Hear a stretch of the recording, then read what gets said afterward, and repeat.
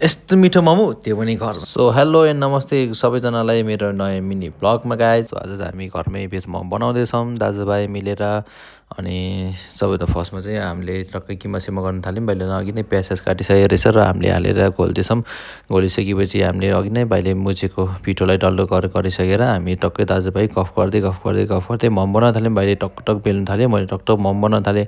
So भाइ चाहिँ आफ्नै धुनमा ऊ टकटक गीत सुन्दै गर्दैछ, म आफ्नै धुनमा गर्दैछु। दुईजना दाजुभाइ मारी आफ्नो धुनमा भाइले बेलेको मैले बनाएको गर्दैछ। हामीलाई थोरैजना अनि गर्दा भाइ चाहिँ अचार बनाउन गयो। त्यहाँ मैले यो बसाएँ टक्कै मोमो, अनि भाइले अचार पनि बनाइसकेको छ। अचार बनाइसक्दा त मोमो पनि पाकिसकेको छ। मोमो निकाल्नु पाएको छैन। गगा त अघि नै आएर बसिसकेको छ। ठिक छ गगा भनेर लागिदिएको, गगा त खानु बोलाएको होइन ऊ भनेर भन्दैछ।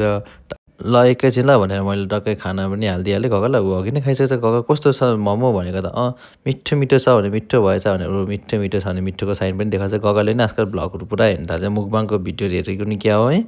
कस्तो छ भनेको त मिठो छ भनेर साइन दिएछ। त्यहाँबाट हामी तिनजना मारी गफ गर्दै रेला ठट्टा गर्दै ज्याम मोमो बजाउन थाल्यौँ। गगा साँच्चै मिठो भएको, साँच्चै नै मिठो भएको चाहिँ दामी भयो भने पुरा खानु मन थियो गगालाई पनि मोमो। अनि हामीले चाहिँ भेज मोमो इस्कुस अलि धेरै भयो नि त, त्यही भएर इस्कुस खाएको। लास्टमा गगा कस्तो भयो फेरि गर्नु त भनेर मिठो छ भनेर थ्याङ्क यू।